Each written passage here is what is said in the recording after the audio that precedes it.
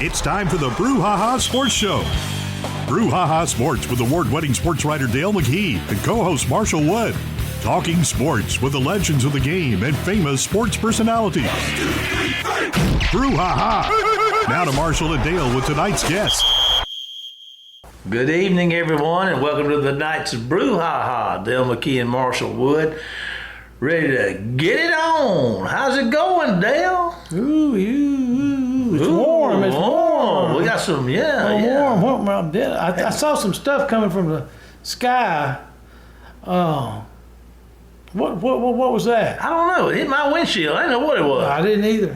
Had to turn my wipers on, though, and get it off. Shocked me. It wasn't much, though. Yeah, that was Monday morning. It was tough on us. Well, Dale, it's always good to see you. And I always enjoy, again, the sideline view. I see you've been busy again. And opening week of college football. They call that week 0 or something like that? What does that mean? I have no idea. It's like games before the season starts. I think it may be a charity game or something. I'm not really sure. Yeah. To be honest with you, I know that I saw a very nice thing. Vanderbilt hosted Hawaii this week in Nashville, University of Hawaii, and they were going to donate part of the gate receipts to the Maui, to the victims in Hawaii. Man, you know, that's tragic for sure. It was nice. That's nice of them. Vanderbilt won that football game, didn't they? Yes, they did. Yeah. Yes, they did. But it was not because they blew them out. It was just kind of they played with them a little bit there. I guess we learned that at Jackson State there's life after Deion Sanders. Man, they were impressive. Man. They were impressive. That's the first time they won in Atlanta in a while. You know, they usually have lost over there in that conference championship. Yeah. But I tell you what, they ran the ball, passed the ball, quarterback looked good. Yeah. I didn't watch. I watched a little bit of the first half, and they were so far ahead. I decided to go cut the grass. You got some grass to No, I'm joking. I tell you what. I said I decided to, but then I decided not to. I couldn't find any. I hear you. What else is going on in the world of sports that you talk about that you find interesting to talk about in your sideline view this week? Well, we're talking about the big game in Hattiesburg, the in-state rivalry between Southern and Alcorn. That's always good. It will. That'll draw a crowd. I think it'll help both schools. Southern get a few more gate receipts, and Alcorn will get a little check from coming down there, and so I think it'll work out good. And there's some good players in the ball game. It should be an interesting matchup. And too, they announced that the Mississippi High School state championships will be in Oxford this year, and it's going to be November the 30th. 5A will play. It's a Thursday night. They'll play the 7:00 game. And then they'll have 2 games on Friday, like at 3:30 and 7, and then they'll have 3 games on Saturday noon, 3:30 and 7. And then they've done some swapping, and what they've done is the Mississippi-Alabama football game will be a week later than it usually is. Yeah. And they've moved the North-South game up a week. So the North-South game is really for juniors, Mississippi High School juniors. And that game will be played in Gulfport the week after the state championship. The Bernard Blackwell Classic. Yeah. Now, I would have fought you on that, Dale. I'm not. You just told me something I didn't know because we've had seniors go down there and play in the Bernard Blackwell. Is this something new? Well, yeah, it is. It is now. I mean, they've gone to junior players now. Yeah, when did that start? A few years ago. Okay. And then the Alabama-Mississippi game is just for seniors. Right. And but you know what? Now that you have entertained that thought, I'm going to have to recheck my sources and just to make sure. But I thought it was upcoming seniors played in that. Yeah. Okay. Didn't used to be. If that's No, it used to be all seniors because they didn't have the Alabama-Mississippi game. Yeah. But when they went to Alabama, Mississippi, that's what they did. Huh. Things like that. And that'll help because I think that following the Mississippi-Alabama game will be on a Saturday, and that next Wednesday there'll be early signings. Yeah. So it should be an interesting December. Of course, these teams now are trying to seal these guys up 2 years ahead of time, So it's hard to tell. A lot of stuff going on. NIL stories. I heard a couple of things that was interesting. I don't know, but I the linebacker, the guy that went to Ole Miss, I heard there's a $500,000 figure on that. You heard that? I have heard that figure. Yeah. No, I mean, of course, it's legal. I assume that's over 4 years. I don't know how they pay it out, but I mean, he got $500,000 to go. I wonder if they'll, several years ago, before the NIL deal was done, I heard that McKinley Jackson got $250,000 for going to Texas A&M. The guy from Loosedale down there, defensive tackle. I guess it's doubled since then, since it's legal now. $250 to $500 for these 5 stars. Yeah, now he was a good player, but once they go out of state, I'm not saying that they're an afterthought, but I just don't think about them much except when maybe A&M's playing Ole Miss or State or something like that. And those Mississippi guys that slip over to Alabama, like last year, I guess one of our top recruits, the Ocean Springs quarterback, Hubbard, he signed with Alabama. Hadn't heard much about him. Yeah. And of course they moved him to safety, so. Right. But he might be a player. He may be. He's a good athlete. Yeah. Yeah. Yeah, no doubt about it. I also heard, they had to deal with Arch Manning. He's not on the depth chart out there right now at Texas, but I heard he got a $3 million NIL deal. He ain't even in the top 2. That's pretty good money. Well, you hear different stories about Arch. It was 2.9. Yeah, but you hear different stories about Arch. I was told that his family told him that he could not sign any NIL deals until he became a starting quarterback. Yeah. That's what I heard. Well, I did hear that, but that was before he got the $3 million, $2.9 million. They must have said it'd be all right. Yeah, I mean, that might have changed it. Yeah. I mean, they might have had a few bills they need to pay. Bless their hearts. I wonder if they still get their scholarship. I don't know why they wouldn't. I mean, the NIL's extra. Okay, well, no, I was just talking. I don't know. Okay, if I was making that much money, I'd just tell the school, listen, I'll just handle my own. You give that scholarship to a needy student. I wonder how often that happens. I think it happens some. I was reading something here a while back, about a kid that gave up his scholarship. So someone because if this makes sense to you, and I think this is cruel, okay? This me talking, okay? All right, if you're on scholarship, you get free meals, okay? But if you're not on scholarship, you're a walk-on, you don't get the same as the scholarship players.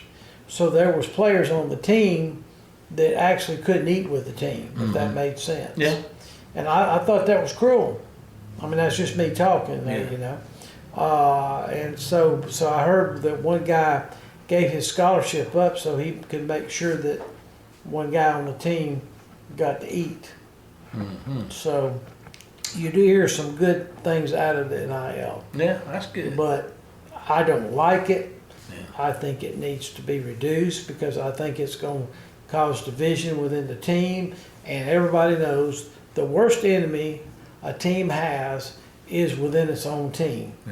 Yeah. Because people can't get along, can't communicate well.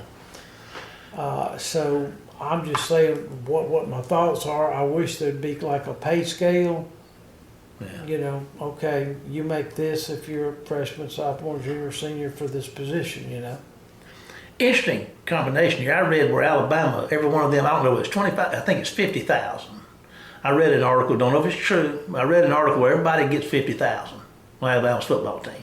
Well, NIL money, I guess that's coming from the Alabama deal. But what if somebody outside wants to give them a couple of million like Bryce Young? Everybody gets something, but then, I thought Bryce was getting $1 million last year. He did. But I'm just saying, I say he did last year, but the school, Alabama pays them $50,000 a piece a year. Yeah. But now, that don't mean you can't go out and get more, does it? Obviously not, because Bryce did. Like I said, I don't know that much about it. Yeah. We need to get an expert on the show and get them to tell us all about it. You want me to do that for you? I want you to tell me. I'd rather hear you're an expert in my book. Well, I'm not an expert on the NIL. I don't like it, so I try not to read a whole lot about it. Yeah. but I know that a lot of people are very curious about the NIL money. Yeah. And you might want to explain to some of our listeners who don't know what NIL money is. Name, image, and likeness. It's a way to give them money legally. I mean, you just give players, and that's all it boils down to. Here's some money. Yeah. Well, if the school sells their jersey, the school's advertising, and so that's kind of like it is, hey, we're advertising your name on your numbered jersey, so, we're going to, pay you for that right to do that. They don't pay everybody the same, though, do they? Probably not. Yeah. Alabama does, according to what I read. Yeah. I doubt everybody that signs with Ole Miss gets $500,000. I doubt it either, but now that may not come from the school. That might have come from that's the deal. A Marshall Wood type. Yeah. Or a Charlie Britton type. Yeah. Yeah. Something like that. It's got a lot of money. We'll get you somebody. Yeah. Maybe to drive the bus. But anyway, who's our guest tonight? We're going to be out of time for the show before we even get to the guest. Hey, we got a legend. And he might know about NIL. He might. Bobby Hall. Bobby Hall, the coach. Have you ever heard that name before? I have heard that name. Somebody told me one time, a great football fan of Wayne County football about years ago, and you might remember old Red Albritton. Yes, sir. He told me once, I said, how y'all like your new coach over there? And he said, you know what? He could sell Eskimo pies to Eskimos in the middle of the winter in Alaska. I don't know what that meant. But evidently, it was pretty impressive. It was pretty impressive. Red went to Red. Oh, Red was a good sport, wasn't he? Good sports fan. Yes, sir. Well missed. I'll tell you what, we're getting a little long on our first segment tonight. We do have a great guest, so let's take a break to hear from our sponsors, and then Dale and I'll be back with tonight's guest, Bobby Hall, right after the break. Phillips Building Supply in Laurel, your hometown building supply store since 1954. We are locally owned and pride ourselves on helping our customers find exactly what they need. From foundations to roofs to doors and windows, Phillips has it. For tools, hardware, lumber, and plywood, visit Phillips Building Supply. Welcome to the show, Bobby Hall. How you doing, Bobby? Are you doing good today? I am doing great, thank you. Well, now, what is Bobby Hall doing now that he's kind of out of high school football coaching? Man, I have a very, very simple life. I work out 4 days a week, with 2 of those days being on Saturday and Sunday, and I try to play golf Monday through Friday, so I try to play 5 days. I'm not going to make it this week because I didn't play today, and that's pretty much my life. Okay, and you like to go to football games, I think, don't you? I do. I go to Hattiesburg at least once a week, sometimes twice a week. It's gonna get to 2 or 3 times a week here for a while now. But I go down to Hattiesburg a lot. I watch them practice. I did not go to a single high school game last year, and last Friday night, me and my bride went over and watched Madison Central and Ocean Springs. We don't live but a mile from the high school, and really enjoyed it. I said, shoot, I might do this again. I was surprised how much I enjoyed it. It's easy to coach from that end zone sitting in a chair down there. It is, and one of the former Wayne County coaches is up there, old Toby Collins, and he's doing a great job. I gave Toby his first job at Wayne County. I gave him his first job out of college. How about that? Yeah, So good friend of mine. Yep. Yeah, well, he's done a good man. He's made a good ball coach. He has, hasn't he? He sure has. He sure has. I was in Hattiesburg. Good man too. I was in Hattiesburg a couple of years ago when he won state, and I was very proud for him since he had Wayne County roots. Well, listen, so you spend a lot of time at Southern Miss, but let's reflect, and I'm just going to ask you some general questions, and we're going to be all over the board. It's like throwing darts sometimes, some of our questions, so just bear with us. Why are the same football teams always good year after year? I'm looking at the rankings, they never change. College football rankings hardly ever change. Alabama, Ohio State, Clemson, they're all top 3 or 4 or 5, every what it is. But in high school in Mississippi, it seems to be the same. I was looking at some of the top 10 ratings today that come out, and there's various polls, but I see the Louisville's up there. I see the Madison Central's up there. I see, the Picayune's up there. I'm seeing all these names. The Taylorsville's going to be up there always, So even Wayne County, it surprised me a little bit, but they were ranked 9th in the 5A poll. After getting beat 100 last week. Yeah, well, that's what I'm saying. There's not but 24 teams in 5A now, and 7A. Yeah, well, 5A too. 5A too. My bad. Yeah. Well, the first question is, why do the same ones keep winning? And the second question is, did we really need a 7A? Okay, now.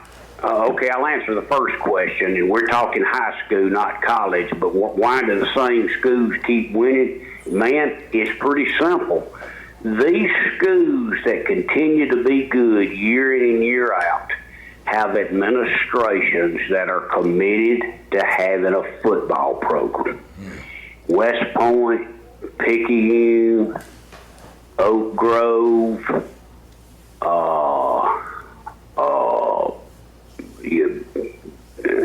I've lost it here, but these communities that continue to be good. Lewis was won 11 state championships, I think, by 8 different head coaches, and I'm not 100% sure that those numbers are correct, but they're close.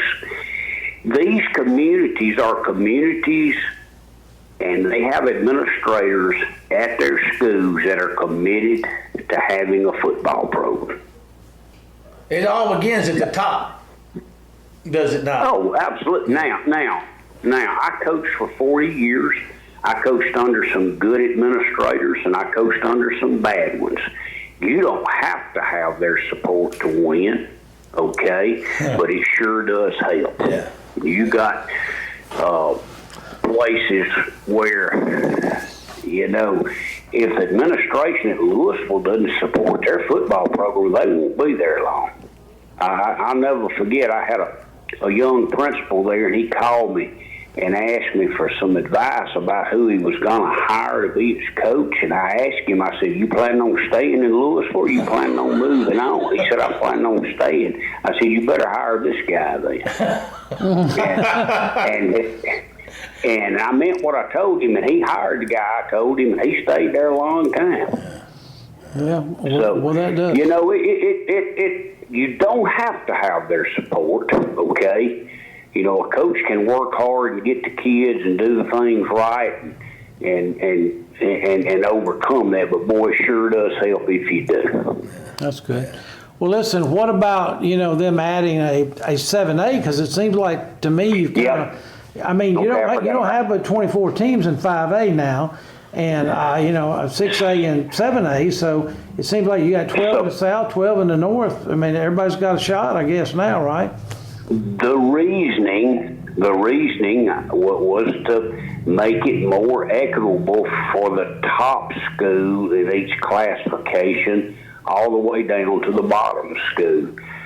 And maybe that'll work. I hope it does. I'm not opposed to it. You'll have to one more state champion now than you had in the past. So, but man, regardless of how you do it, the top school in a classification versus the number 24 school in that classification, there's going to be a big difference in the student population. There has been since the beginning of time, and there still is.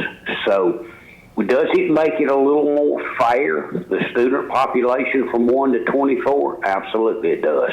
But you still have a big difference from 1 to 24 in almost every one of them. Well, listen, when you, I know you won a state championship at Louisville, and then you went over to Amory, but you had one special team up there in Amory. Can you tell us? You had a couple high school All-Americans that lived next door to each other. Well, that 95 team is considered to be one of the greatest teams in the history of this state, all classifications. And, people say, well, y'all were only 3A. And I'm like, yeah, I understand that. But we had 4 guys that signed SEC off that team, and those 4 weren't my best player. We had a 6'4", 300-pound nose guard that went to Itawamba Community College that was the best player on our team. We wound up having 10 guys on that team. By that I mean 10th, 11th, and 12th graders that signed, not 10, 11, and 10 of them signed Power 5. We had one that went to Memphis, so there was 11 Division I players that was actually on that team. We had a kicker that every time we kicked off, somebody had to run way past the end of the field to go find that ball. There never was a kick return. And he wound up going to Indiana. He went to Itawamba first, wound up going to Indiana and making all Big Ten as a punter. So that team was absolutely loaded. I mean, we had Rufus French, who was a parade All-American. He was the number 1 tight end prospect in the entire country, period. And then you had Joe Gunn, who made all SEC at running back. And he wasn't even the starter. Deuce McAllister was the starter, and he still made second team All SEC. That's the first time I've ever heard of that, but that's a true story. So the team was just absolutely loaded. I used to tell people all I had to do with that team was gas the bus and air the ball. I got you. And feed them, huh? Feed them too. Yeah, those jokers were mean too. They lived hard and played that way. Well, let's get into a little individualism there. I know you enjoyed coaching your son Will, but how difficult is that from a... I got asked that about a week ago. It was easy. Will was an easy child to raise. Mm-hmm. He was easy to coach. He was a football junkie. He's highly intelligent. He would watch film with me. He knew as much about what was going on as we did. And so, and he understood respect for authority and all those kinds of things. So it was easy. We went 15-0, 10-1. And then his junior year, he becomes the starter quarterback. We went 11-2 that year. And everybody was like, what's wrong with the Panthers? We just had a bad year, man. We went 11-2. And that was a lot of pressure on all of us, And then we came back his senior year and went 15-0. And we beat Louisville. We beat Tupelo. It was easy. It was absolutely easy. Raising him was easy. I tell people all the time he's a good boy. He took after his mama. Well, that always helps. And we wish him great success down there. He's got a couple of Wayne County boys playing for him, and we do, follow them greatly, and like to go to ball games down there. 2 really good players from Wayne County, too. You can go ahead and add that, too, if you want to, because they're both really good. Now, Cooley's hurt right now. Yeah, he was really coming on, too, when he got hurt. But they're both really good players. We're grateful to have them. And they're both quiet young men, and they're very respectful also. So they represent us well down there. Absolutely. All right, well, let me ask you something. I'm just going to throw some more darts at you. Who's the best college coach right now, do you think? Or is there a best college coach? Is there maybe a top 5? Well, I mean, when you ask me who's the best coach, the best recruiters are Kirby Smart and Nick Saban. So they get to coach the best players every week, and they win every week. And if that's what you go by as who's the greatest coach, then I guess those 2 are. No. I don't really look at it that way myself. I was a big Bill Snyder fan out of Kansas State because of what he could do at Kansas State in a very, very difficult situation. And but, man, I guess Kirby Smart, Nick Saban, I guess. Am I forgetting somebody? No, I mean, there's a lot of great coaches now. I don't know how you can really do it. I know Saban's done a tremendous job, but like you said, you got to have the Jimmies and the Joes, and if you got more Jimmies and Joes, weapons, as they say, 5-star recruits, you're probably going to win. Well, in saying that too, who was some of the coaches that you were exposed to as a young man and when you first got into coaching? I only had one football hero, and it was Vince Lombardi. I knew when I was 14 years old that I was going to be a football coach, and I started studying him when I was a young teenager, and I read everything that I could get my hands on about that man that I possibly could, and he was my only football hero. And I grew up in an era where Bear Bryant was, and I still consider him one of the greatest, maybe the greatest college coach of all time. That was some of these people that say, well, they wouldn't be able to win today. Really? Why? No kidding. They wouldn't be able to win today. Football, everybody wants to talk about how football has changed, and it has. But let me tell you something. Football is still a game of blocking, tackling, running, and holding on to the ball. That part hasn't changed, and it's not going to. So you could take Vince Lombardi and Bear Bryant and drop them out of a helicopter if they was 30 years old, and they'd go to winning again, I guarantee you. I love it. I got you. Well, you've been through that, probably what a Saban or a Smart Saban's been through, and what Dabo's been through, and even Kirby May fixing to go through. So you had a couple 15-0 teams, and all of a sudden a 10-1 and 11-2. How hard is it to keep your program atop? You know what Vince Lombardi used to say? It's a lot easier to get on top than it is to stay there, and I found that true. Once you get up there, then you become the hunted. Until you get there, you're the hunter. But once you get up there, you become the hunted, and then everybody wants a piece of you, and it becomes very, very difficult.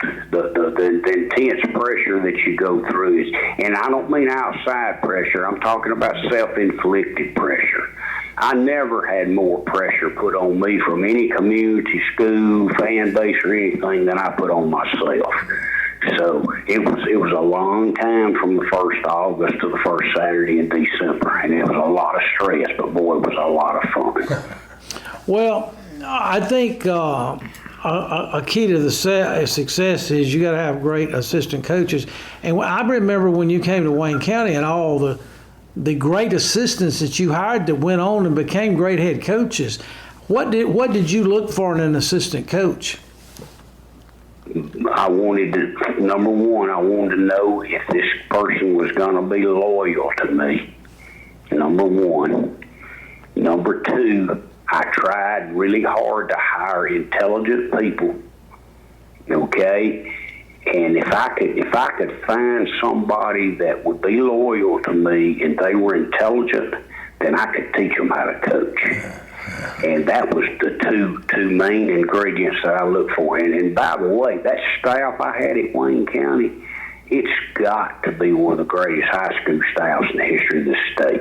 And take me out, and I'm not talking about me, I'm talking about my assistants. Yeah. My record speaks for itself. Whether you like me or not, my record speaks for itself.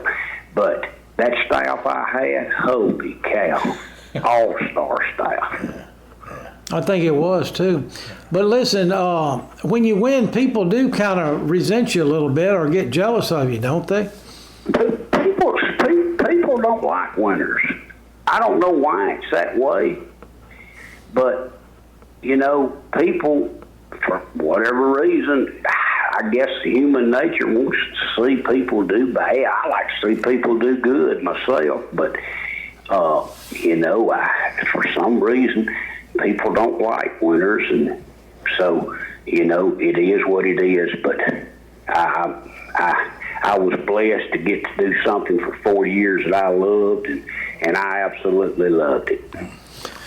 Well, listen, just before we wrap up, I got one last question for you. How do you think the Golden Eagles? How do you think the Golden Eagles are going to do this year?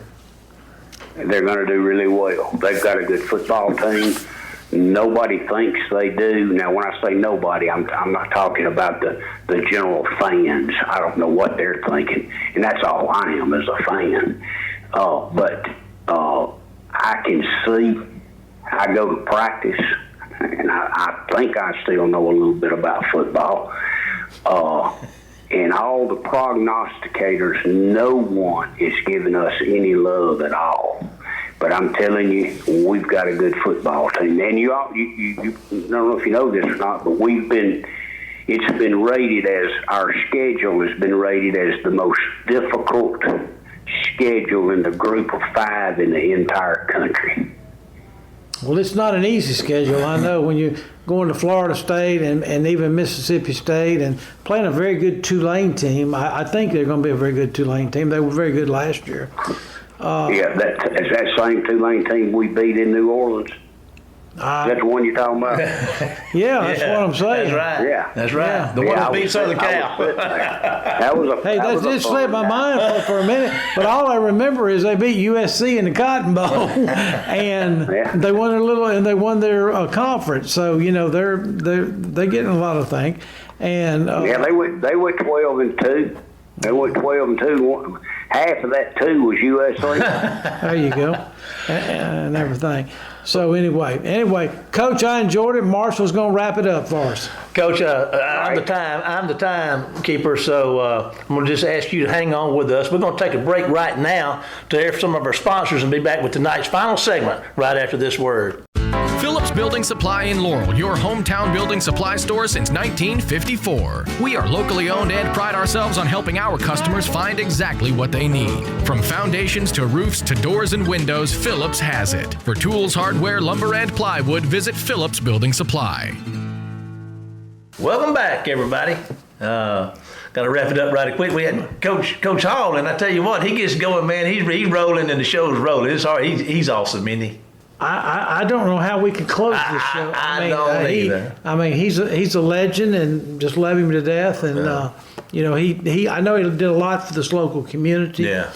And in 1 year. Yeah, and it's still not forgotten. Yeah. Yeah. I mean, he laid the foundation to what War Eagle football is, and I promise you, folks, War Eagle football is going to climb that mountain again. It's here. I believe it. It's coming. All righty. That having been said, I want to remind everybody that you can follow us during the week on our Facebook page at the Brouhaha, and you can see all of the shows that we catalog on our YouTube channel at the Brouhaha. But for now, it's time to say goodbye, Dale. Goodbye, Dale. And we'll see you next week for more of the Brouhaha. Get us out of here, Jamie. You've been listening to the Brouhaha with Dale McKee and Marshall Wood. Heard Tuesday evening, 6 p.m. on WABO. For more of the Brouhaha, follow us during the week on Facebook and WABO.